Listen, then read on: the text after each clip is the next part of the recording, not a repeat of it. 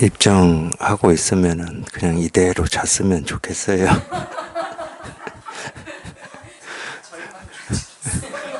눈 뜨고 싶지 않은데 제 죽비로 막 두드려가지고 막 깨우는 느낌이에요. 이제 백장어록 오늘이 24번째 시간입니다. 제 2부 2부는 법어입니다. 법어 일 알맞은 방편 지난 시간에 이어서 한번 보겠습니다. 더러운 법족의 때를 말하여 범부를 골라내고 깨끗한 법족의 때를 말하여 성인을 골라낸다.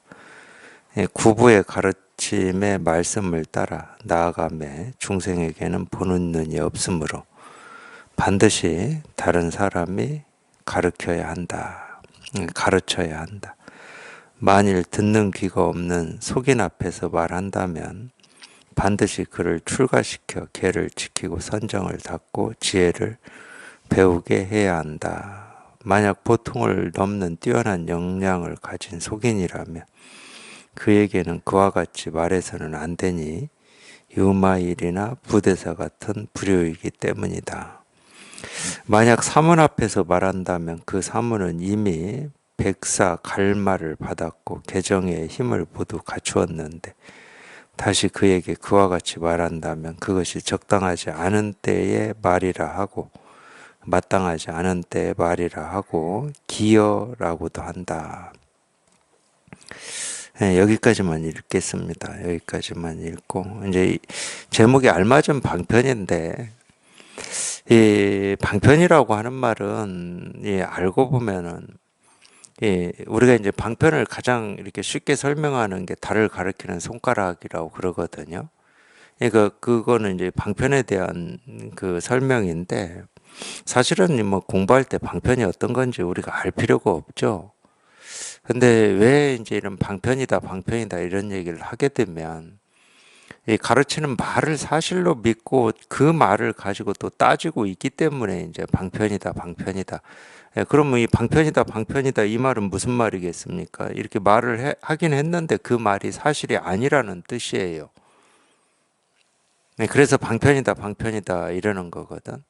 근데 정말로 이렇게 공부에만 관심이 있다. 그러면 그게 방편인지 진실인지 뭐 깨달음인지 어리석음인지 그건 뭐 모르겠고 지금 뭐 우리가 진실하기 때문에 깨닫는 겁니까? 그건 두 번째입니다. 물론 이제 우리가 진실하다고 그럴 때 그 뜻이 조금 다를 수는 있어요. 자기의 어떤 이 목마름과 갈증, 다른 말로 하면 병을 해결해 줄 수 있는 약이다. 그러면 그때는 우리가 진실하다 이렇게 표현할 수가 있지. 몸의 병만 봐도 그러잖아요. 몸이 병들어서 아파. 근데 어떤 약이 좋다고 그래. 그럴 때는 그 약이 왜 좋은 겁니까? 그 약을 먹으면 몸의 병이 낫기 때문에 좋다고 그러는 거예요. 그럴 때는 병을 낫게 하는 측면에서는 진짜다, 진실이다. 정말 이 약은 먹으면 나, 뭐 이렇게 표현하잖아. 근데 약이 건강은 아니잖아. 그래서 방편을 설명할 때는 달을 가리키는 손가락이다.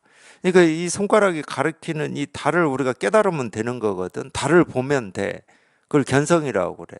근데 손가락만 보면은 자꾸 왜 이렇게 가르치지? 왜 이렇게 가르치지? 왜 저렇게 말하지? 그럼 언제 깨닫습니까? 이렇게 하든 말로 하든 전부 이 달을 가리키는 거거든. 달을 얘기하고 싶어. 근데 이 달이라고 하는 거는 하늘에 떠 있는 달은 뭐 보름달이다, 둥근 달이다, 이렇게 저렇게 생겼다라고 말로 이렇게 직접 얘기해 줄 수 있는데 우리 마음 달은 모습이 없어요. 그러니까 이렇게 저렇게 하다고 얘기해 드릴 수가 없어. 그러면 이거에 대해서는 이렇게 저렇게를 못 해주는데 이걸 깨달아 본 입장에서는 야, 그렇게 해서는 못 깨달아. 그쪽 방향은 아니야. 이건 얘기해 줄 수가 있다니까. 자기가 실패해 본 거 있잖아. 자기도 깨달아 보겠다고 온갖 생각을 가지고 헤아려 보기도 하고 이렇게 해봐야 되나 저렇게 해봐야 되나 이런 시간을 거쳤잖아요. 근데 그쪽 길은 아니더라는 거야. 이걸 딱 깨닫고 보니까. 그럼 모든 생각이 정멸한 길, 모든 분별이 정멸한 그게 깨달음이더라는 거야. 그러니까 이 달을 가리키면 달을 보면 될 뿐이지 손가락은 신경 쓸 필요가 없어요. 도가 뭡니까? 이겁니다. 그럼 달을 봐야지. 자기 마음을 깨달아야지. 뭐 손가락이 뭐 기니 짧으니 왜 저렇게 생겼니 이러면 어떻게 깨닫겠습니까? 이건 손가락을 가리키는 건데. 그러니까 손으로 이 볼펜을 잡아서 가리킬 수도 있어. 도가 뭡니까? 이겁니다 하고. 이걸 이렇게 두드려서 가리킬 수도 있다니까. 부처가 뭡니까? 이겁니다 하고 이렇게 가리킬 수가 있어. 그러니까 이 방편이에요, 방편. 예, 그런 걸 방편이라고 그러는 겁니다. 그러니까 이 방편의 말은 사실이 아니에요. 진실이 아니야. 뭐 손가락에 달이 있는 게 아니지. 손가락이 달이다, 달은 아니야. 근데 달을 보려면 이 손가락을 반드시 봐야 돼. 이 손가락이 가리키는 걸 봐야 돼. 왜냐면 근데 뭐 정확한 말이 없어요. 정확한 말이 없어. 정확하지 않아 말은. 어떤 말로 해도 안 돼 이게. 그냥 자기 스스로 그냥 말 없이 한번 통해서 자기 스스로 분명해져야지. 말로는 안 돼요 이게. 이렇게 말해놓으면 이쪽 측면에서는 또 맞지가 않아. 그렇다고 이쪽 측면을 얘기하면 또 여기에서는 또 맞지가 않아. 그러니까 정확한 게 없어. 그냥 그때그때 이 측면을 얘기하고 싶어서 이 비유하는 거고 저 측면을 얘기하고 싶으면 저 비유하는 거고 이럴 뿐이지. 그래서 말은 우리 실상이라고 하는 이걸 이렇게 체험해서 본 말은 뭐라고 해야죠? 어설퍼예요, 어설퍼. 어설프다고밖에 이 얘기를 못 하겠어요. 그러니까 아무리 말을 잘한다 하더라도 어설퍼. 그냥 표현을 우리 뭐 그런 사람들을 뭐 소설가나 이런 분들 보고 그런 표현을 하잖아요. 정말로 구구절절 이렇게 감성을 섬세하게 잘 표현한다 그러잖아요.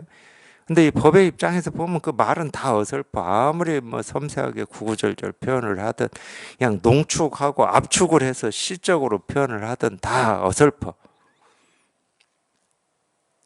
그냥 이거야. 그냥 이거. 그래서 이 알맞은 방편이다. 이 제목이 그건데, 그러니까 이 알맞은 방편이라는 말은 다른 말로 하면 설법할 때 어떻게 하는 게 바른 설법이냐, 바르게 중생을 구제하는 거냐, 분별 망상에서 벗어나게 할 수 있는 거냐, 뭐 이 얘기를 하는 거예요. 근데 이 얘기 중에 이 공부에 대해서 이렇게 뜻이 없는 사람 앞에서 법 얘기하면은 그 무슨 뭐 그게 뭔 의미가 있겠습니까? 정말로 돼지 목에 진주 목걸이 걸어주는 거하고 똑같잖아요. 이제 그런 측면은 듣는 귀가 없는 이런 말을 쓴 거예요. 듣는 귀가 없는 속인 앞에서 말한다면 이런 식으로. 듣는 귀가 없다는 말은 듣고자 하는 뜻이 없어요. 그냥 먹고 사는 거 말고는 뭐 관심 가질 여유도 없고 관심 갖는 건 다 쓸데없는 것이고 밥이 나와 뭐 돈이 나와 뭐 이런 사람 앞에서 이 법 얘기해서 뭐 할 겁니까? 이제 그런 사람을 정의 이 공부를 시켜야 되겠다 그러면 이제 그 말이에요. 뭐 출가시켜 가지고 이 계도 지키게 하고 그러니까 이 공부를 왜 해야 되는지를 실제 자기 삶 속에서 스스로 느끼게 만들어야 된다는 거예요. 자기가 느끼지 못하고 자기가 뜻을 내지 않으면 뭐 죽었다 깨어나도 못하는 겁니다. 평양 감사도 자기 하기 싫으면 뭐 어쩔 수 없다고 그러잖아요. 근데 이런 얘기를 안 해줘도 되는 이유가 뭐냐면은 우리가 물론 그런 오류를 겪을 수는 있어요. 보통 이제 마음 공부를 한다 또는 세속에서 다른 일을 한다 뭐 그러면은 자기가 좋으면 자기 주변 사람한테 권하잖아 자꾸. 근데 관심이 없는 사람한테는 권해봐야 그거 뭐 소교의 격리기야. 근데 이제 관심을 가지게 하기 위해서 우리 다 그렇게 삽니다. 자식 키우는 것도 그런 거지. 내 자식이 좀 이렇게 뭐 내가 원하는 방향 쪽에 관심을 가지게 만들기 위해서 부모 입장에서는 이렇게도 해보고 저렇게도 해보면서 조금씩이라도 이렇게 이끌어 보려고 할 거 아니에요. 우리 실제로는 다 그렇게 해요. 자기하고 가까운 사람을 내가 좋아하는 쪽으로 관심을 가지게 하기 위해서 처음부터 그냥 크게 딱 해버리면 멀어져 버릴 수가 있으니까 조금씩 조금씩이라도 이렇게 하잖아요. 근데 그건 누가 꼭 뭐 가르쳐줘서 에, 하는 건 아닌 것 같고, 자기가 공부만 제대로 하면은 그냥 저절로 이렇게 터득이 되는 것 같아요. 제 경험으로 보면은. 근데 처음에는 뭐 자기 욕심이나 자기가 좋아하는 거 뭐 이런 이 기분에 자기가 취해가지고 다른 사람도 뭐 이런 공부하면 좋겠다 해서 막 그럴 수는 있지.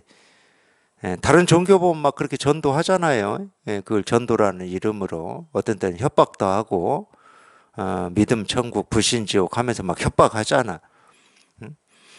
제가 서울 올 때마다 서울역으로 오잖아요. 서울역.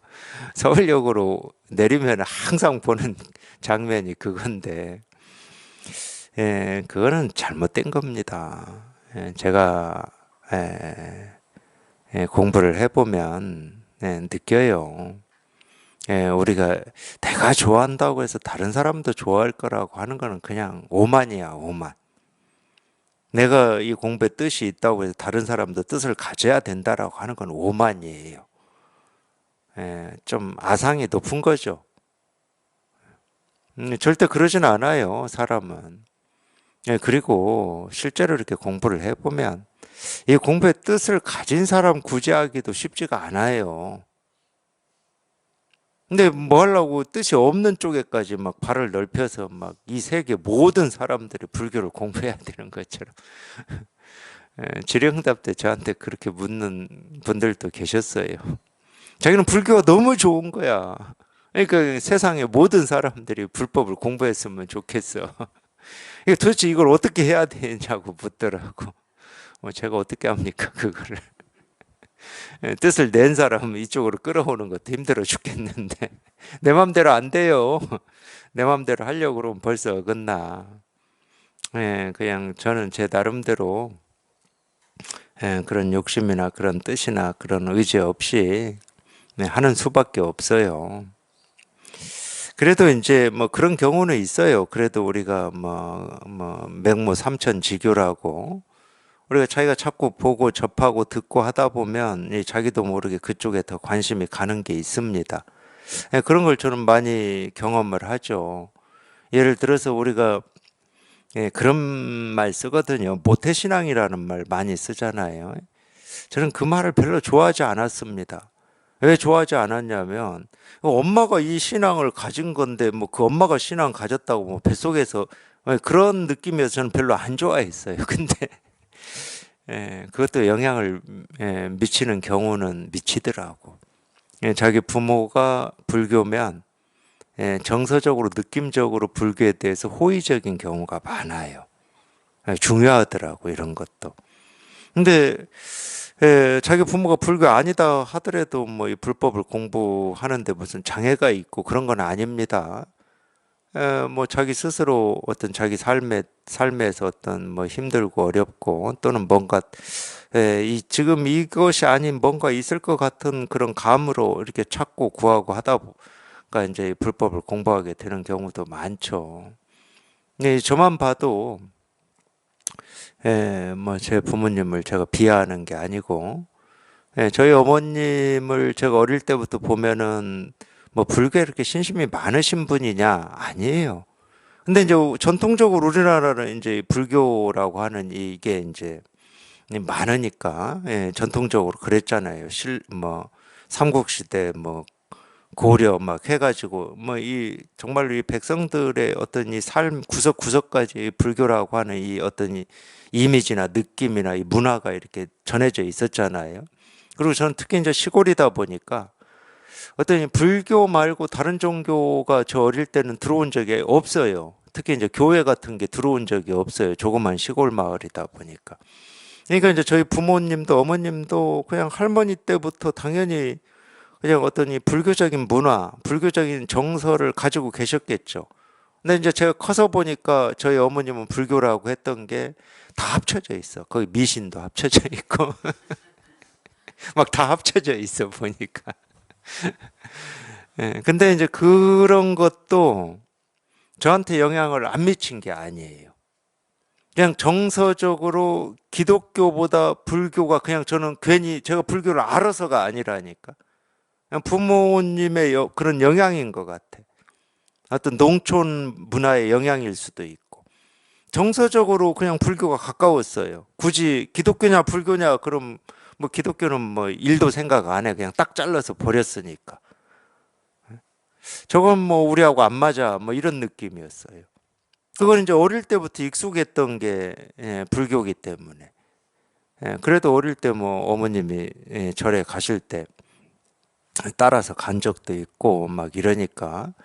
그리고 어릴 때 부모가 뭔가에 이렇게 참 지극정성이고 경건한 마음으로 대하고 이러다 보면은 어린 자식한테도 그 영향을 미치잖아요. 뭔가 저 앞에서는 경건해야 되나 보구나 뭐 이렇게 미치잖아. 그랬던 것 같아요. 제가 뭐 불교를 알아서가 아니고. 그런 것도 영향을 미칩니다. 뭐 그런 점에서는 뭐 하여튼 이 불교라고 하는 게 이렇게 좀 널리 이렇게 퍼지는 게 이 마음 공부를 하는데 어떤 조건 환경으로서는 유리한 면이 있을 수는 있죠. 뭐 유리한 면이 있을 수는 있습니다. 근데 절대 이 공부는 환경과 조건으로 하는 게 아니다. 자기 목마름이 해결이 되는 거기 때문에 자기 목마름을 해결하는 겁니다. 번뇌라고 할 수도 있고 요즘 말로는 뭐 스트레스라고 할 수도 있는데 그런 걸로부터 벗어나서 그냥 저절로 그냥 이 번뇌가 쉬어지고 마음이 자유로워지고 어디에 이 마음이 걸려서 뭐 옳으니 그러니 싫으니 좋으니 뭐 이러지 않고 그냥 마음이 그냥 툭 그냥 터져서 그냥 뭐라고 할 게 없어 뭐라고 막 이래도 좋고 저래도 좋고 세상이 이렇게 흘러가든 저렇게 흘러가든 내 삶에서 이런 일이 다가오든 저런 일이 다가오든 그냥 뭐 일이 안 돼 일이 그것 때문에 우리가 마음 공부를 하고 불법을 공부하는 거죠. 그거를 이제 이 불교에서는 교리적으로나 말로는 부처님의 은혜를 갚는다고 하는 겁니다. 부처님의 은혜를 갚는 거는 부처님이 가르친 건 그거야. 이 고에서 벗어나서 고 없는, 이 마음의 고가 없는, 마음의 고가 없으면 마음이 자유로운 거죠. 그 삶을 사는 게 부처님의 은혜를 갚는 거예요. 부처님 은혜 이만큼이라도 뭐 갚는다 이렇게 얘기할 수가 있는 거지. 뭐 말은 그렇게 표현해요. 부처님의 은혜를 갚을 줄 알아야 된다. 뭐 이렇게 표현을 하는데 그겁니다. 뭐 우리 어머님의 말씀처럼 뭐 어디 가서 뭐 불공을 닦고 뭐 이런 게 아니고 번뇌가 사라져서 마음에 어디에도 걸리지 않는 어떤 일이 생기고 사라지더라도 그게 장애가 되지 않는 그런 삶을 사는 게 그게 불공이죠. 그게 불사고. 그래서 이 방편을 어떻게 써야 되는지는 안 가르쳐도 됩니다, 사실은. 그리고 가르친다 하더라도 좀 이제 이거를 깨달아서 그래도 이제 이 중생을 구제할 만한 어떤 이 안목이 이렇게 갖춰진 사람한테나 우리가 이제 당부도 하고 그러는 거지. 물론 이제 하여튼 제 경험으로도 제 스승님이 이제 선언 낼 때 이제 뭐 그런 당부를 하셨어요. 근데 그때 들을 때는 물론 이제 알아들었어요. 저는 알아들었다고 당연히 생각을 했죠. 근데 실제로 선언을 열어서 도반들하고 같이 공부를 하면서 이렇게 저렇게 겪다 보면은 제 스승님이 당부한 그게 더 이렇게 새록새록하고 생생해집니다. 아직은 내가 경험한 게 아니니까. 그건 실제로 이제 이런 일을 하면서 당신이 경험한 그게 이제 체화돼 가지고 당부를 하는 거거든. 뭐 그런 당부는 뭐 저도 법회 때 도반들한테 하는 경우가 있죠. 아까도 얘기했듯이 대주목에 진주 목걸이 걸지 마라. 뭐 이런 얘기도 해드리잖아요. 그건 자기가 취하는 거예요. 자기가 좋아가지고 막 취하는 거예요. 그래도 이제 뭐 그런 거는 있어요. 그게 에, 뭐 그렇게 자기 공부로나 다른 사람의 공부로 좋은 건 아니지만 적어도 다른 사람한테 해는 안 주잖아. 뭐 괜히 자기가 좋다고 뭐 어디 이 주식에 투자해라 해가지고 뭐 쫄딱 망하고 뭐 해는 안 주잖아. 근데 사람은 참 신기해요.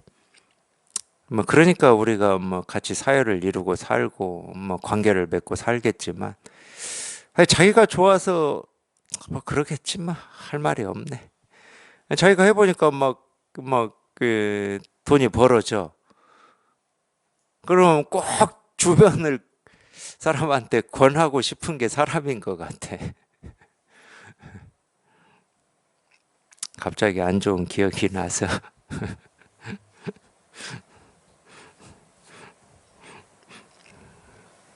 그래서 결과가 그렇게 해서 좋으면은 서로 좋은데 결과가 안 좋으면은 서로 안 좋더라고요.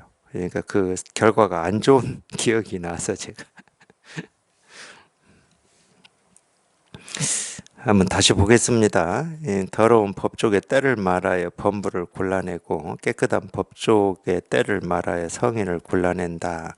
아마 다른 말 아니에요, 이런 게. 뭐 더러운 법족의 때를 말하여 범부를 골라낸다. 이거는 그러니까 뭐 이런 거라고 생각하시면 됩니다. 우리가 쉽게 말해서 이제 이 공부에 관심을 이렇게 불러일으키고 좀 발심이라고 하는 걸 이렇게 진작시키는 데는 우리가 할 수 있는 건 두 가지 방법밖에 없어요. 하나는 이 법이라고 하는 게 참 좋은 거다. 이 방법 하나 있는 거고 또 하나는 뭐냐? 야, 너 그렇게 살으면 끝까지 중생으로 살다가 죽어. 그냥 온갖 그냥 삶의 무게 짊어지고 그냥 아닥바닥 하다가 죽어. 이 두 가지 방법밖에 없어요. 좋은 쪽 하나 세우는 거고 하나는 그걸 나쁜 얘기라고 해야 될지 더러운 법 쪽이라고 해. 뭐 더러운 법이라고 할 수 있지. 그냥 아득바득 그냥 막 손톱이 발톱대더라. 그렇게 살다가 죽으면 그게 무슨 인생이야. 뭐 이런 거 있잖아. 그거밖에 없다니까. 할 수 있는 건 두 개밖에 없어요. 그냥 그 얘기예요, 그 얘기. 뭐 그런 말도 있죠. 내가 옳지 않다라고 여기는 게 실제로는 물론 이제 어떤 기준을 그 기준을 가지고 보면 옳지 않지. 왜 저렇게 살아야 돼? 나 같으면 저렇게 안 살아. 뭐 이런 거 있잖아요. 다른 사람의 삶에서 보면은 그게 내 기준으로 볼 때는 그렇게 해석할 수도 있어. 그렇게 해석되기도 하고. 근데 실제로 그게 어느 때에는 내 마음에 어떤 꽂히는 그런 어떤 때가 될 때에는 오히려 내가 그렇게 살고 싶지 않은 그 모습이 자기를 굉장히 큰 교훈을 줍니다. 대표적인 게 부모지. 나는 내 부모 같이는 안 살 거야. 뭐 이렇게 많이 하잖아. 그리고 이제 뭐 알코올 중독 같은 경우. 알코올 중독 걸려가지고 사는 모습을 보는 게 나는 절대로 커서 저렇게 안 살 거야 하는데 큰 교훈을 준다니까. 예를 들어서 알코올 중독자의 삶이 아닌 이 좋은 삶을 보여주는 것도 이 삶에 굉장히 교훈이 되지만 제가 이런 얘기를 왜 하겠습니까?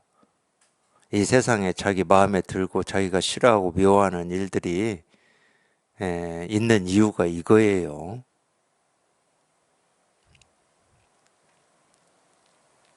그래서 실제로 그거는 내가 좋아하고 싫어할 일이 아니야.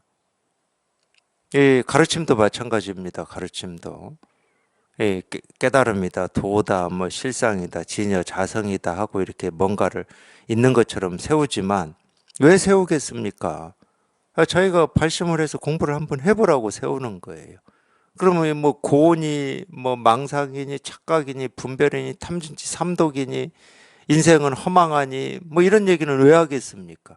이렇게만 살다가 그냥 죽으면 억울하라고 그러는 거예요. 억울하라고. 실제로 억울하기도 해.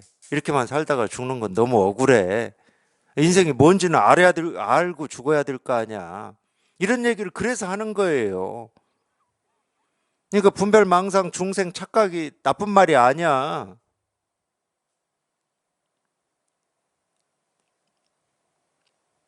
우리가 지금까지 살면서 경험해 왔던 이 나쁜 경험이라고 하는 게 꼭 나쁜 거는 아니라니까.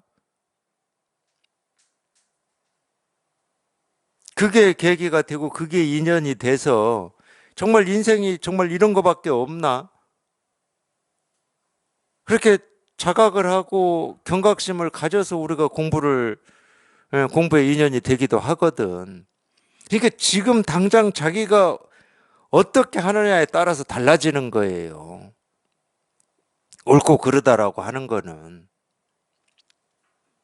그러면은 지금까지 인생에서 그 쓰디 쓴 경험들은 저희가 이 깨달음을 공부하는 아주 큰 원동력이 되는 거지.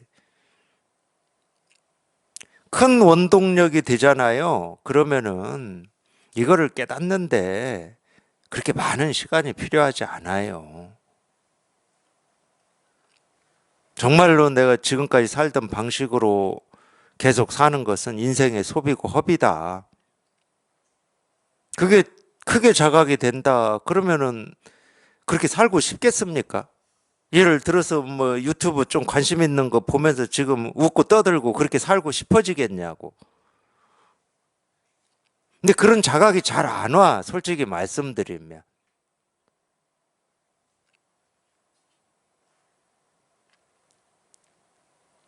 그래서 불교에서도 그런 말을 하는 거예요. 발심이 전부라고. 초발심이 변정각이다, 뭐 이런 말이 있잖아요. 근데 그게 잘 안 와, 이게.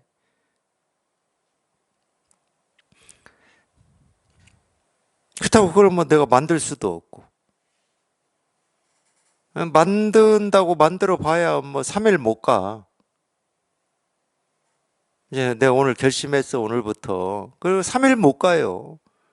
여전히 뭔가 이렇게 보고 듣고 느끼고 경험하는 거에 또 에너지를 뺏기고 뭐 집중력을 뺏겨가지고 3일 못 가. 그게 정상입니다. 그걸 비정상이라고 생각하지 마세요.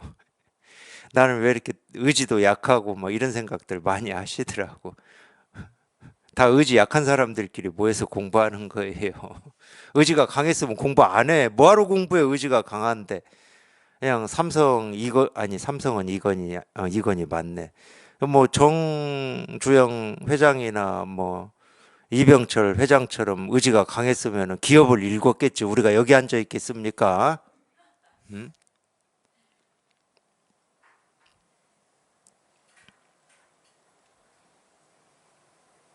어제도 한 분이 면담하시면서 그런 말씀 하시더라고. 자기는 왜 이렇게 바보 같은지 모르겠다고. 그래서 저는 바보를 좋아하는데요. 제가 그랬어요. 저는 바보를 좋아합니다. 진짜로. 예. 근데 자기는 너무 바보 같고 잘하는 거 다 아무것도 없고 왜 이렇게 태어났는지 모르겠다고. 무슨 지금 태어난 것까지 지금 시비를 거십니까? 제가 그랬는데. 우리가 바보 같고 잘하는 게 없으니까 마음 공부하지.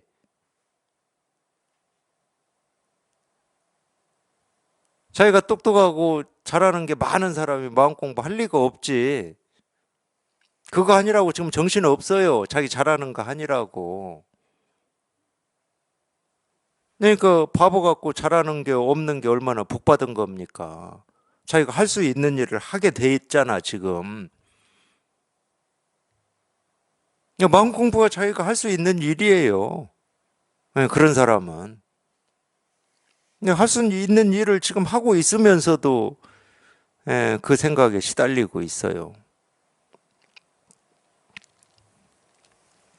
그런 얘기예요. 그런 얘기. 뭐 별다른 얘기 아니에요.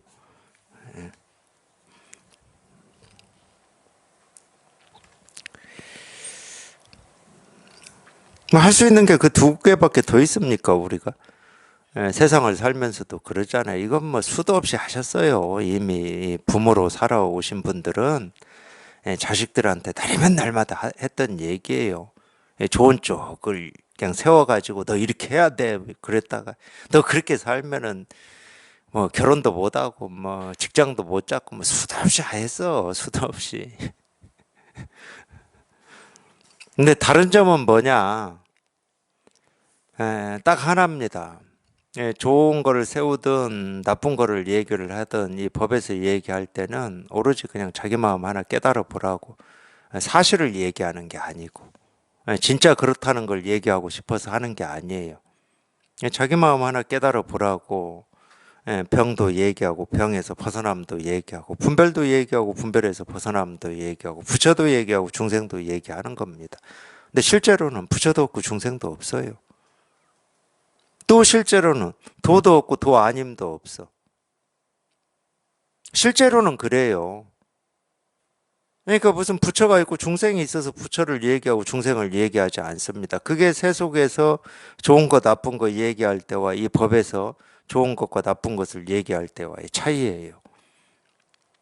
제가 부처라고 한다고 해서 부처라고 하는 어떤 게 있는 게 아니에요.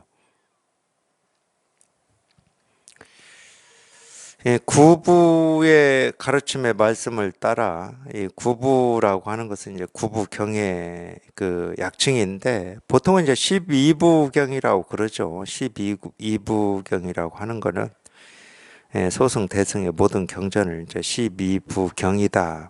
이 부는 나눌 부자잖아요. 나눌 부자.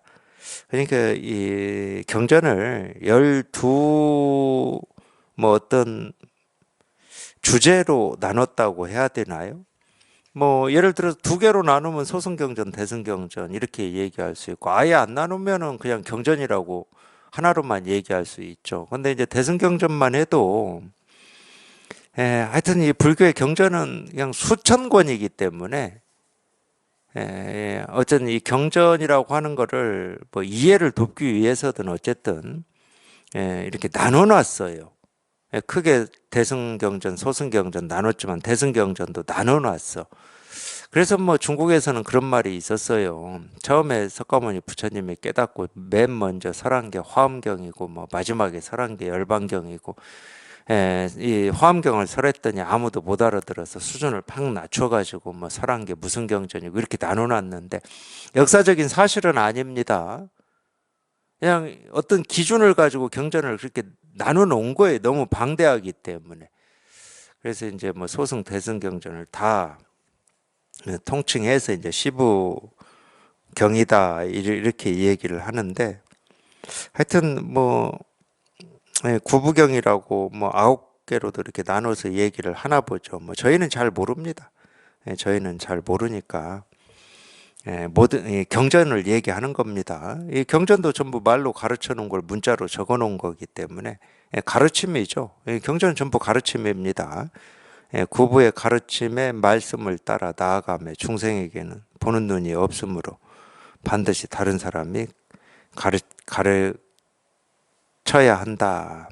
이게 이제 뭐 다 아시는 내용일 건데 자기가 깨달아 보지 않고 경전을 읽는 거는 자기 생각으로 읽는 겁니다.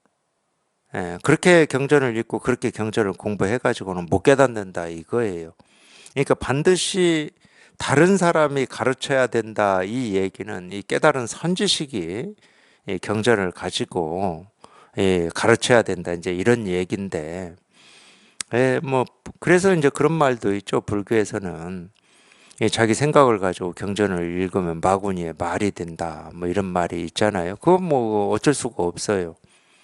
똑같거든요. 이 선의 가르침도 똑같아요. 우리가 똑같이 제가 이겁니다 이겁니다 하면 똑같이 귀가 있으니까 눈도 있으니까 똑같이 듣는 것 같아요. 근데 그건 말이 안 되지 실은. 우리가 학교 다닐 때도 선생님이 뭐 같은 입으로 똑같이 설명을 하죠.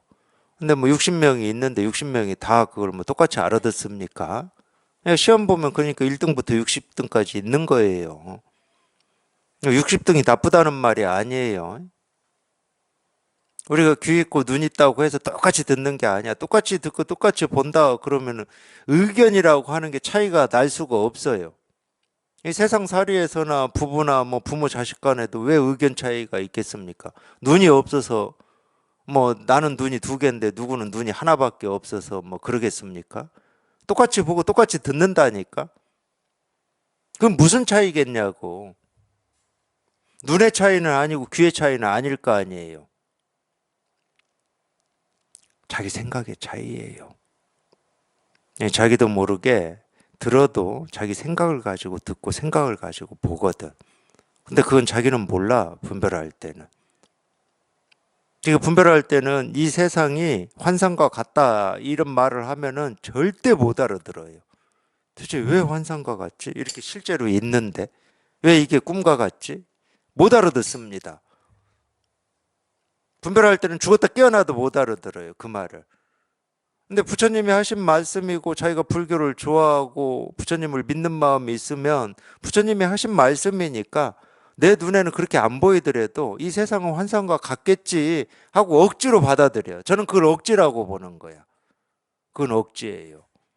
아무리 부처님이 하신 말씀이다 하더라도 그거를 내가 그냥 받아들여 가지고 그럴 것이다 하면 안 된다니까. 그건 공부하는 사람의 자세가 아니야. 저분이 환상과 같다고 했을 때는 분명히 무슨 뜻이 있는 거야. 내가 아직 보지 못하고 경험하지 못했지만 거기에 뭐가 있는 거야.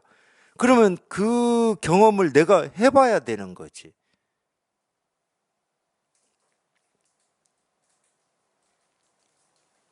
근데 이거를 하여튼 도반들이 많이 질문을 하셔서 제가 미리 말씀드리는 건데 물론 이것도 저희가 이거를 체험하고 공부를 좀 해보면은 그게 무슨 말인지 공감이 되고 실감이 돼요. 처음부터는 안 됩니다. 저 금강경에 뭐 이 꿈 같고 물거품 같고 뭐 이런 얘기 금강경에 나오거든요. 그것도 마지막 부분에 나와요. 32분에 나와. 32분 마지막을 한번 보십시오. 예, 꿈 같고 물거품 같고 이런 말이 나올 겁니다. 제가 이걸 체험하고 금강경의 그 내용을 읽었을 때 그게 실감이 되겠습니까? 이걸 체험했다고 해서 이 컵이 갑자기 꿈같이 보이고 물거품같이 보이고 환상같이 보이겠습니까? 천만의 말씀이에요. 그렇게 보인다 그러면 자기를 속이는 거야. 그렇게 보라고 얘기하는 게 아니에요, 실제로는. 또. 근데 자기가 이걸 체험하고 공부를 꾸준히 해서 좀 시간이 지나서 보면은 이 꿈 같고 환상 같고 허망하다라고 하는 표현이 실감이 된다니까. 뭘 보고 뭘 듣고 뭘 경험했다 하더라도 결국은 자기도 모르는 사이에 자기 생각을 가지고 보고 듣고 경험하면서 살아온 거예요. 있는 그대로를 우리는 한 번도 본 적이 없습니다.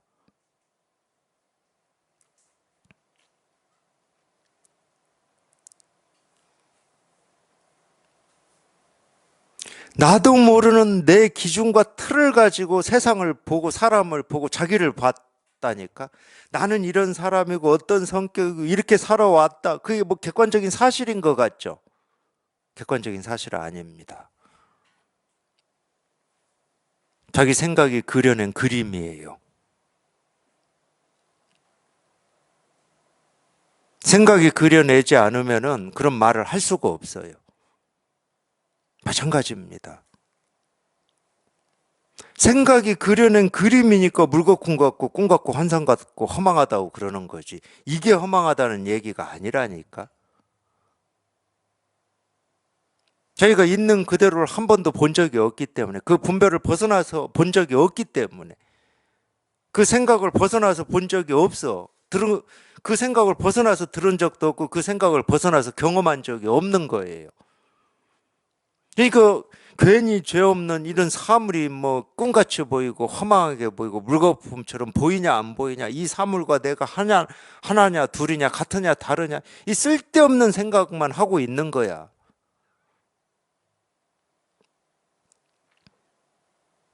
우리가 100번을 태어난다고 해서 이 사물과 이 나라고 하는 게 같아질 수가 있겠습니까?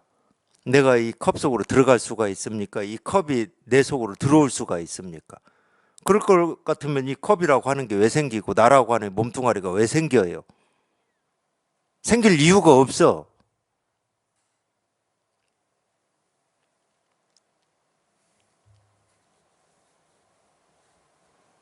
그러니까 통해야 돼. 그런 쓸데없는 생각으로 맞춰보려고 하지 말고 그냥 통해야 돼, 통해야 돼. 통해서 이 분별을 벗어난 여기에 이렇게 익숙해지고 알 수 없고 분별되지 않는 우리가 이 묘법이라고 하는 여기에 그냥 익숙해지면 저절로 다 실감이 되고 공감이 돼. 이 경전의 모든 가르침은. 뭐 물론 이제 여기에 통했다고 뭐 바로 뭐 금강경의 가르침이 다 공감이 되고 실감이 되냐? 절대 안 돼, 그거는. 그렇게까지는 안 되는 거예요. 정말로 이 나무가 크듯이 어린 아이가 어른이 되듯이 자기도 모르는 사이에 조금씩 조금씩 이 변화가 일어나는 거지. 공부하는 사람은 그런 거예요. 그렇다고 법이 바뀌고 법이 변하는 건 아니야. 법은 똑같아. 그냥 이 법이야, 이 법. 법은 이 법이에요. 근데 그만큼 우리가 자기 생각에 믿고 의지하고 속고 살아온 세월이 길어서 거기에 오염이 돼 있기 때문에 그 오염이 빠지는 시간입니다. 그것도 뭐 한꺼번에 다 빠지냐, 그냥 빨래하듯이 그냥 비누칠해가지고 막 문지르면 한꺼번에 다 빠져서 더 이상 안 나오냐. 그런 일은 없어. 그랬으면 좋겠는데. 제가 오늘 어느 두 번한테 그런 얘기를 했어요. 이게 눈 떠서 살 때는 이걸 체험하고 좀 공부가 익숙해지면 눈 떠서 살 때는 부정적인 어떤 생각이나 느낌, 감정 같은 게 잘 안 생겨요. 미운 사람도 없고 미운 일도 없어, 세상에. 근데 꿈에서 자꾸 나타나, 꿈에서. 자기가 이전에 좀 뭐 이렇게 안 됐던 일, 아쉬웠던 일, 이런 게 막 꿈에서 나타나요. 눈 떠서는 안 나타난다니까, 더 이상. 그러니까 남자분들 같은 경우는 군대 갔다 왔는데 다시 군대 오라고 하는 이런 거 있잖아요. 그러니까 이 억압됐던 그런 감정이나 이 느낌, 이런 것들이 눈 떠서 이렇게 이제 이 공부에 좀 익숙해지면 눈 떠서는 안 나와, 잘. 근데 이 무방비 상태인 이 잠잘 때 꿈에서는 나와요. 그렇듯이 이게 어디 있다가 나오는지 우리는 몰라요. 근데 이게 다 녹아야 돼. 꿈에서 나오는 것조차까지도 녹으면 안 나올 거 아니야. 근데 어디에 있는지를 알 수가 없기 때문에 이걸 내 힘으로 녹일 수가 없어요. 그냥 이걸 우리가 공부라고 그러죠. 그냥 이 법에 관심을 가져 꾸준히 이렇게 지내시는 수밖에 없어. 내가 미리 녹일 수 있는 방법이 없으니까 뭐, 주사로 약물을 투입해서 녹일 수도 없는 거고. 그게 시간입니다. 그게 시간. 이 법에 익숙해지는 시간. 그래서 여기에 익숙해지는데 제일 좋은 방법이 그냥 이런 법문 듣는 거예요. 제가 볼 때는 법문 듣고 도반들이랑 같이 이렇게 법문 듣고 공부하는 거 그게 제일 좋은 시간입니다. 적어도 그때만큼은 좀 이렇게 뭐 쓸데없거나 딴 생각을 안 하니까 딴 생각을 한다는 것은 자꾸 훈련한다는 겁니다. 분별망상을 자꾸 훈련해요. 훈련. 그러니까 이 분별망상을 벗어난 여기에 익숙해지려면 적어도 그 훈련은 멈춰야지.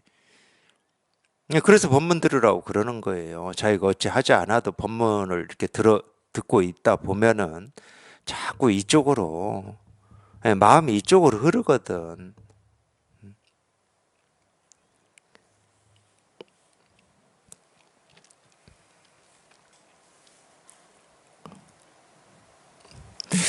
만일 듣는 귀가 없는 속인 앞에서 말한다면 반드시 그를 출가시켜 계를 지키고 선정을 닦고 지혜를 배우게 해야 한다. 만약 아까 뭐 이거는 아까 얘기를 해드렸으니까 만약 보통을 넘는 뛰어난 역량을 가진 속인이라면 그에게는 그와 같이 말해서는 안 되니 유마일이나 부대사 같은 부류이기 때문이다. 유마일 부대사는 뭐 우리가 몰라도 되니까 놔두고 비록 이렇게 출가를 뭐 이때는 이제 뭐 공부할 수 있는 이 기회가 출가가 거의 유일했어요. 이때는 이 재가로 있는 사람들이 선지식을 만나서 이 설법을 듣는다는 것은 굉장히 힘들었죠. 다 절에서 법회를 하고 절에 출가한 스님들한테 법회를 했기 때문에 이 당시는 공부를 할 수 있는 어떤 길이다. 그럼 뭐 출가하는 선지식이 있는 곳으로 출가하는 방법밖에 없습니다. 뭐 지금도 그건 마찬가지인데 지금은 뭐 그 이제 우리가 모습으로 출가 이런 게 아니고 자기가 공부를 해야 된다. 그러면 뭐 유일한 길은 하나밖에 없어요. 깨달은 선지식을 찾아서 공부하는 수밖에 없습니다. 그 길 말고는 없습니다. 물론 이제 혼자 아둥바둥 하다가 뭐 이거를 이렇게 체험하는 경우가 없다고 할 수는 없는데 그걸 이제 독각이라고 그래요. 그거는 그런 사례가 있다고 해서 그 길을 뭐 추천하거나 권할 수는 없어요. 그거는 정말로 뭐라고 하냐면은 어디 뭐 해운대 백사장에서 바늘 하나 찾는 건데 어쩌다가 우연히 그냥 바늘을 찾은 거야. 자기가 마침 발 디딘 곳에 바늘이 있었던 거지. 이리저리 돌아다니는데. 그건 추천을 못 해, 그거는. 권할 수가 없어. 뭐 옛날에 선사들도 뭐 좀 그리고 이제 우리나라에서도 좀 이름 있는 이 선승들도 이 공부를 하려면 선지식을 찾으라고 그러잖아요. 1번을 그렇게 얘기합니다. 이 선지식을 찾아라. 그게 가장 확실하니까 그런 거예요. 자기가 어찌 하려고 하는 이 어떤 애씀이나 노력이나 이 추구를 이 선지식의 이 가르침에서 다 녹여낼 수가 있기 때문에 뭐 지금도 그러니까 똑같아요. 공부할 수 있는 거의 유일한 길은 선지식을 찾아서 법문 듣는 겁니다. 법회 나와서 법문 듣는 거. 그게 유일한 길이에요.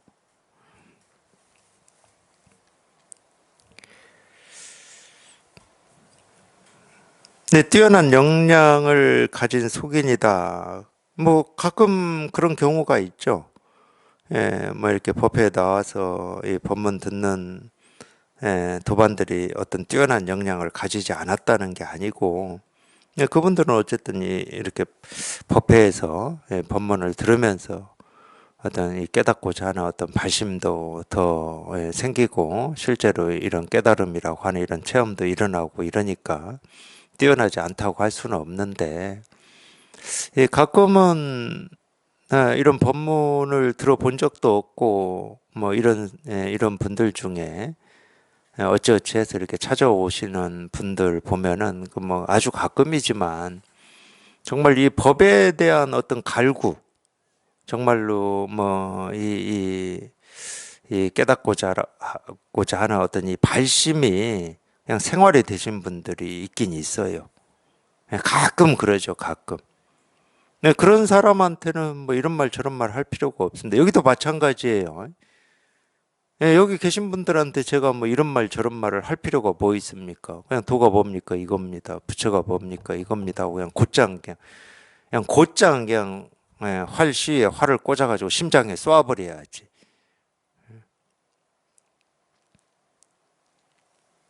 그러니까 이런 말 저런 말 할 필요가 없다. 그리고 역량이 뛰어난 사람한테는 그냥 곧장 가르쳐야 된다. 그러니까 어찌 보면은 이게 이 도반들이 이렇게 지금 이 선을 공부하는 도반들이 조금 이 자기의 역량이라든지 능력을 조금 뭐라고 하죠? 좀 야박하게 평가를 해요. 제가 볼 때는. 근데 마음 공부로만 보면 이런 선이라고 하는 이런 가르침을 들을 수 있다. 그러면 아주 역량이 뛰어난 겁니다. 이런 가르침을 듣고 있다고? 그건 역량이 뛰어난 거예요. 그러니까 앞으로는 이런 선의 가르침을 들으면서 저는 발심이 부족합니다. 저는 간절함이 부족합니다. 이런 얘기 저한테 하지 마세요. 이 정도의 법문을 들을 수 있다는 것은 다 이거를 체험할 수 있다는 얘기예요. 어디로 헤매지 않고 이리저리 헤매서 시간 보내지 않고 다 체험할 수 있다는 이야기야. 근데 꼭 하게 뭐 자기가 자기를 바라본다는 것 자체부터가 자기 이 색안경을 끼고 보는 거기 때문에 뭐 분별이고 망상이에요. 근데 꼭 비교를 해서 자기를 바라보니까 나는 뭔가 발심이 부족한 것 같고 믿음이 없는 것 같고, 심지어는 뭐 나이가 많은 것 같고 나이가 어린 것 같고 막 이런 법문을 들으면서 공부할 수 있다는 거는 우리가 이 발심으로만 보면 이미 상근기예요, 상근기. 어떤 정신 나간 사람이 도가 뭡니까? 이겁니다. 그런데 이런 걸 들을 수가 있겠습니까?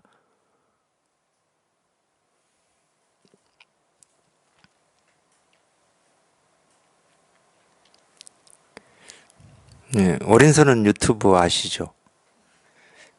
저는 이제 듣기만 했는데 보통 이제 이런 거를 이런 법을 가르치는 유튜브는 이 댓글을 달지 못하게 차단돼 있다고 그러더라고요. 그래서 이제 저희 선원 도반들 중에 어린서는 유튜브도 이 댓글을 차단하자고 저한테 제안을 하시길래, 댓글까지 못 달게 하면 뭔 얘기를 하고 싶어. 뭐 비난이든 부정적이든 긍정적이든 하고 싶어서 댓글을 달 거 아니에요. 야, 이것까지 차단하는 거는 좀 그냥 뭐 비난을 하든 뭐라고를 하든 그냥 하게 댓글은 차단시키지 말자 해가지고 지금도 차단 안 시키고 있는데 네, 거기 한번 댓글 한번 보세요. 제가 이렇게 가르치고 있는 거에 대해서 뭐라고 하는지 살짝 한번 살펴보세요. 예, 헛소리 한다. 도대체 뭐 이게 뭐 한국말인지 태국말인지 뭐 알아듣지 못하는 얘기한다.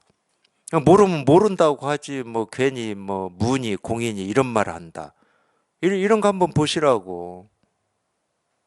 정상적인 이 사고 방식이다. 그러면 그렇게 표현하는 게 맞다니까. 그게 정상적인 사고 방식이에요. 정상적인 사고 방식이기 때문에 저는 그런 댓글이 전혀 비난이라고 생각을 안 돼, 생각이 저는. 근데 그런 생각이 아니고 이런 법문을 들어서 뭔가 이 자기의 그거를 갈증을 해결해 보겠다고 지금 앉아 계신다. 상근기입니다. 의심하지 마세요. 그러니까 이런 사람한테는 이런 얘기 저런 얘기 할 필요가 없어요.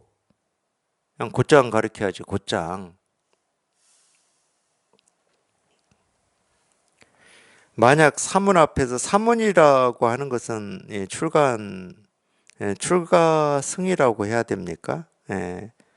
이 사문이라는 말은 인도 말인데 음차에 있어요. 음차. 근데 음차를 해가지고 음차를 했으면 한자로 기록할 거 아니에요. 한자로 쓸 거잖아요. 우리 열반 이런 것도 전부 음차잖아요. 부처 음차. 근데 이제 제가 이제 금강경 보면서 이게 도대체 무슨 뜻인가 하고 고민한 적이 있어서 말씀해 드리는 거예요. 그래도 이제 한자를 조금 학교 다닐 때 배웠다고 한자를 보니까 사문에 사자가 모래사자에다가 문이 문문자야. 도대체 모래사자에 문문자 이게 무슨 뜻이야? 이 음차인지를 모르고. 근데 음차한 겁니다. 출가성이에요. 출가한 어떤 그걸 사문이라고 그래요. 이 사문 앞에서 말한다면 그 사문은 이미 백사 갈마를 받았고 백사 갈마. 한자가 많이 나오네요. 백사 갈마라고 하는 게 대중 가운데서 일을 할 때 수계와 같은 중요한 일에는 대중을 모으고 먼저 그 일의 경위를 자세히 말하는 것을 백이다. 이 백이라고 하는 것은 그러니까 뭔가를 말하는 거예요. 근데 왜 이럴 때 흰백자를 쓰는지는 저는 잘 모르겠지만 이 백자라고 하는 이 한자가 우리가 이 뜻으로 희다라고 하는 이 뜻도 있어요. 이 백자가 흰 백자잖아요. 백두산 할 때 백자거든요. 그럴 때는 희다라고 하는 뜻도 있지만 이 백이라고 하는 게 희다라는 뜻만 있지는 않습니다. 완성이라는 뜻도 있어요. 근데 또 이 중국의 이 선어록을 보면은 이 백이라는 게 뭘 고하다라는 뜻도 있어. 참 희한해. 그래서 이 설법을 하기 전에 이 중국 선종에서는 백추를 한다고 그러거든. 백추는 나무 판자에다가 나무 막대기로 우리 이 죽비 두드리듯이 두드리는 겁니다. 이제 그러니까 법회 시작입니다 하고 고하는 거야, 그거는. 법회 시작이에요 하고 이렇게 고하는 거거든. 고한다라고 하는 건 뭔가 이렇게 말한다는 거잖아요. 전한다 이 말인데 여기서도 그런 뜻으로 얘기를 하네요. 대중을 모으고 이렇게 하는 왜 이 일을 이렇게 하고 있는지를 고한다는 거예요. 우리도 많이 고하고 살았죠. 무슨 뭐 제사 지낼 때도 먼저 고하잖아요. 뭐 유세차 하면서 고합니다. 그러고 보면 기억났어. 저 어릴 때 개조심 써놓고 주임 백 이렇게 해놓잖아. 그러죠? 그러죠? 그러니까 이 백이라고 하는 말이 고한다는 뜻도 있나 봐요. 그래서 이렇게 일을 해야 되는 또는 한 이유를 경위를 자세히 말하는 걸 백이라고 한다고 그래요. 다음에 세 번 그 가부를 물어 결정하는 것을 삼갈마라고 한답니다. 삼갈마. 그러니까 이제 세 번 묻겠죠. 이런 뜻으로 이런 이유 때문에 이 일을 이렇게 할 건데 할 겁니까 말 겁니까 또는 해도 됩니까 뭐 하면 안 됩니까를 이렇게 세 번 묻나 봐요. 뭐 이거 충청도도 아니고 왜 세 번 묻지? 충청도는 세 번 물어야 된답니다. 뭐 한 잔 하실래요 이랬는데 아 됐어요 이런다고 해서 바로 저만 먹으면 욕한대요. 적어도 세 번은 물어야 된대요. 하여튼 이 세 번 묻는 거를 삼갈마라고 해서 백사갈마 이렇게 삼갈마인데 발음하기 쉽게 백사갈마라고 한다고 합니다. 그래서 산문은 출가한 스님들은 이미 백사갈마를 받았고 그러니까 여기서는 그러면 수계겠네요. 수계. 앞에도 이제 수계라는 말이 나왔는데 이 개를 이렇게 주는 걸 수계라고 그러죠. 그러니까 개라고 하는 건 중요한 거잖아요. 지금은 이제 절에서 이 수계라고 하는 게 뭐 우리 예를 들어서 뭐 템플 스테이만 해도 뭐 개를 받고 막 이 수계를 받고 이래가지고 뭐 그렇게 어려운 일이 아니고 그렇게 중요한 일이 아닌 것처럼 이렇게 생각할 수는 있지만은 이 개를 받는 건 중요한 겁니다. 그래서 이제 이 사람한테 이런 개를 지금까지 행동 거지라든지 절에 들어와서 뭐 행자라든지 이런 거를 봤을 때 이 사람이 개를 받을 만 합니까 하고 묻는 거겠네요. 그러면 대중들이 그러니까 그런 부분에서 참 불교의 전통이 좋은 점이 있어요. 되게 신중해. 세존 돌아가시고 1차 결집할 때도 이랬거든요. 제일 많이 기억하고 있는 아난이 뭐 어느 때 뭐 누가 찾아왔을 때 이런 걸 물었는데 세존께서 이렇게 답했습니다. 이러면은 그게 바로 정식으로 채택되는 게 아니고 그 모인 사람들이 한테 이런 일이 진짜 있었습니까? 해가지고 있었다 해야 이게 채택이 됐거든요. 뭐 그런 거 같아요. 뭐 느낌으로 보니까. 이 사람한테 수계를 줘도 뭐 괜찮겠습니까? 그러니까 뭐 사람들이 괜찮습니다. 긍정하면 진짜 괜찮겠습니까? 뭐 이렇게 해서 했다 그 말이. 백사갈마를 받았고 개정의 힘을 모두 갖추었는데 다시 그에게 그와 같이 말한다면 그것을 적당하지 않은 때의 말이라고 하고 마땅하지 않은 때의 말이라고 하고 기어는 속이는 말입니다. 기어라고도 한다. 이거는 그러니까 뭐 처음부터 제가 말씀드렸지만 그냥 저희가 이걸 통해서 여기 이게 이렇게 분명해져서 어떤 이 중생 구제를 할 만한 어떤 이 안목, 능력이 이렇게 있다, 지혜가 있다 그러면은 그냥 저절로 생겨요. 알맞은 말을 해야 되는 건지, 그러니까 곧장 이걸 이렇게 가르쳐서 이쪽으로 끌어와야 될 건지 조금씩이라도 관심을 기울이게 해서 결국 이쪽으로 끌어올 건지 이거는 그냥 저절로 정해집니다. 예, 그거를 뭐 우리가 처음부터 알고 할 수는 없어요. 그러니까 제가 이제 선언을 열 때 제 스승님이 저한테 당부하신 말씀 중에 하나가, 이 선지식은 대중 앞에서 이 설법을 하고 이 법회를 이끄는 사람은 의사와 같아야 된다고 그러시더라고. 제가 그 말을 기억을 해요. 그게 무슨 뜻이냐면 관찰을 잘해야 된다는 거예요. 관찰을. 의사가 환자가 오면 관찰을 잘해야 되잖아요. 어떤 병이 있는지. 그래서 병을 딱 집어내야 그 병에 맞는 약을 쓰거나 치료를 할 수가 있잖아요. 그러니까 이 가르치는 사람도 마찬가지입니다. 그래서 어떤 면에서는 모르겠어요. 이제 뭐 저도 수행할 때는 그런 생각이 강했는데, 이 공부는 자기가 하는 거다 이런 생각이 강했어요. 근데 이 선종의 이 선문에서 이 공부를 하실 때도 그 생각 가지고 하시면 안 됩니다. 그게 병이든 병이 아니든 자기가 믿고 의지하는 선지식한테 자기를 자꾸 보여줘야 되는 거예요. 물론 보여주든 보여주지 않든 뭐 법회에 참여하면 가르치는 사람은 관찰을 하게 돼 있죠. 그래도 정말로 자기 병이 어떤 건지를 정말 자기가 공부를 더 제대로 하고 싶고 깊게 하고 싶다. 그러면 자기가 모르니까, 어떤 병이 있는지를 모르니까 자꾸 선지식한테 자기를 보여줘야 되는 거지. 사실 이게 중요한 겁니다. 근데 이 수행이라고 하는 건 그게 아니에요. 내 힘으로 내가 어떻게 해결하는 거야. 그래서 내 공부에 대해서, 내 어떤 부족함에 대해서 이렇게 얘기하는 것은 뭔가가 이렇게 좀 꿀리는 일이야. 근데 이 공부는 그게 아니라니까. 그래서 배우는 입장은 그냥 기본적으로 그냥 병원을 찾아오는 환자다. 우리 병원 가면 그러잖아요. 병원 가서 의사 만나면 여기도 아프고 저기도 아프고 그냥 아픈데 온갖 것 얘기해도 하나도 안 부끄럽잖아. 병을 고치러 갔으니까. 자기는 그러기만 하면 돼. 관찰을 해서 그 병을 치료하는 건 선지식의 몫이니까. 그리고 관찰을 못하고 이 치료법이 뭐 하찮아 가지고 치료가 안 된다. 그러면 그건 선지식으로 안 하면 되잖아. 그러니까 자기 공부가 뭐가 부족하고 공부하면서 뭐 어떤 감정이나 뭐 이런 걸로 시달린다. 그게 부끄러운 게 아니라니까. 그것은 코로나 걸려가지고 목도 아프고 열도 나고 밥도 안 들어가고 이 얘기하는 거하고 똑같은 거라고.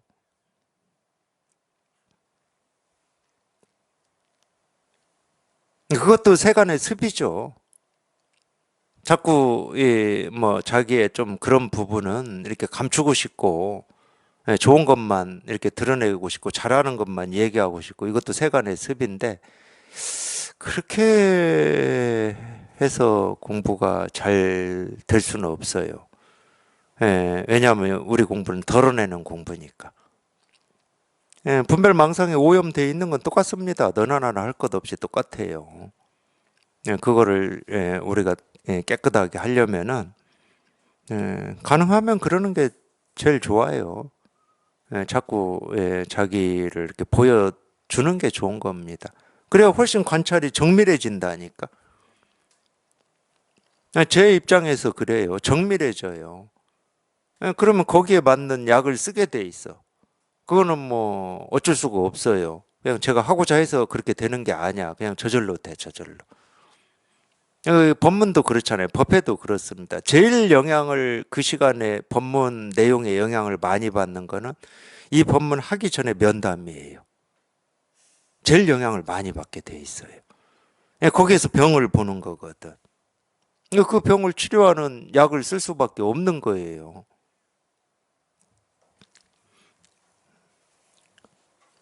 그래서 관찰을 저보고 잘하라고 그러시더라고.